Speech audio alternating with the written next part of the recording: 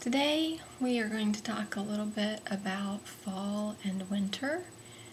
In my practice as a naturopath, I am often asked to do a lot of public speaking, a lot of workshops and educational opportunities. And by far, the topic that I'm most often asked to speak about is some variation of fall and winter stress, or how to deal with fall and winter, or how to improve your chances of getting through the fall and winter without getting sick. Something to do with fall and winter. Fall and winter just seem to be met with dread and horrible anxiety for most people, for a lot of people anyway. That not just how to survive fall and winter, but how to thrive in the face of it and maybe even enjoy it. Wow, that would be wonderful, wouldn't it? So we're going to focus on fall and winter a little bit today. So the first thing that I would ask you to do is to think for a moment, and you can hit in a moment when I'm done explaining what we're going to do. Have you put pause, press the pause button, and think about what connotations, what images, what thoughts come up for you when you think of fall and winter. So when you think of fall and winter, what comes to mind? What are some good things about fall and winter? What are some things that you're maybe not looking so forward to about fall and winter? So go ahead, press your pause button, and take a moment to write down a list, or if you're in a group, to talk about it amongst yourselves, to discuss what do you think of when you think of fall and winter. Okay, so you've made your list, or as an individual or as in a group, of things that are pros and cons about fall and winter.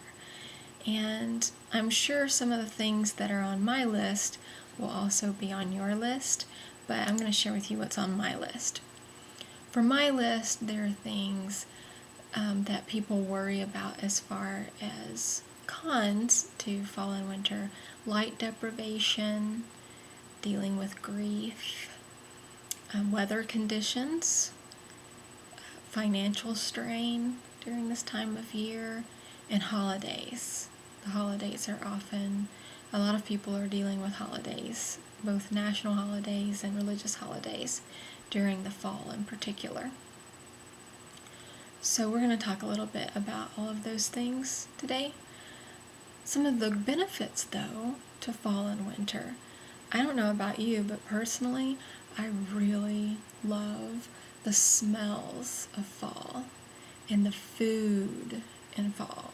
Anything with like cinnamon and cloves. That just is the smell of fall to me. And the way that the outdoors smell, kind of that wood smoke and leaves smell, oh, it's heaven to me, heaven. So fall has some good things to it, some sensory things that are good to it. Things I like about winter, I'll be honest, winter is my least favorite season, but if it snows, I am all about the snow. As long as I don't have to drive on ice, I am loving the snow. I like to play in the snow. I make snowmen. I don't care that I'm in my 30s. I am making a snowman. I am making snow angels. I'm enjoying the snow. So if it snows during winter, I'm all about that. So there are some good things about fall and winter, and it's a good idea to hang on to those things so you can get through some of the tougher parts. But I didn't get asked to talk about the good things about fall and winter, and I rarely get asked about the good things about fall and winter. Everybody wants to know, how do I get through the bad parts about fall and winter? So here we go. Let's just dive right in. I like to lump all of the things that are involved with the negatives in fall and winter under one heading: stress. And I have a friend once, when I was going to give a talk on this subject, on on handling stress, managing stress during the fall and winter, just absolutely break out laughing at me and said, well, that's ironic because I have a tendency to not manage my stress well sometimes during fall and winter, or at least I didn't. So I've started practicing what I preach a little bit more, and it's gotten a lot better. So this is expert advice, not just from a professional standpoint, but it's been tried in the field by someone who is a recovering stress addict. So hopefully some of these tips and tricks will benefit you, and they'll help you as they've helped me. So just so your expectations aren't too high, I'm not going to take all the stressors out of your life through what I'm about to say. They're still going to be there. Hopefully, however, you're going to have some tools to cope with them a little bit better. So I want to encourage you first, if you are experiencing stress, to stop fighting it. That's the number one rule. So lesson number one, stop fighting the stress. Rather than trying to quit stressing, focus instead on just trying to manage it. So see it as your child. It frustrates you. It pushes your buttons. And it never goes away. But you love it anyway. So that's how I want you to look at your stress, is like a child. And just like a child, we're going to try to comfort it, keep it calm and happy, so that it's helping you be happy as well.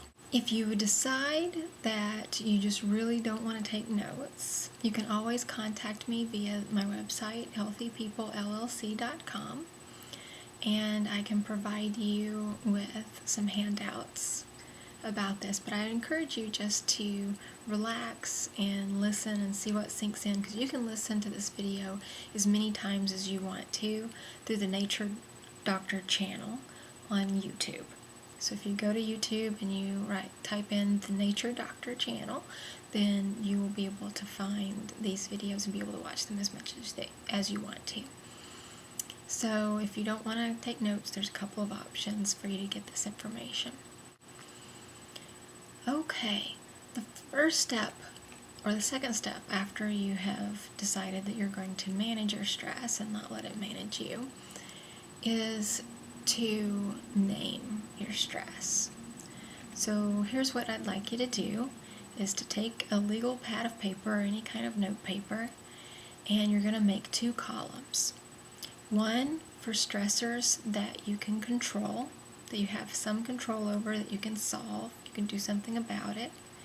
And in the other column, I want you to write the stressors that you have no control over, that there isn't anything that you can do about it.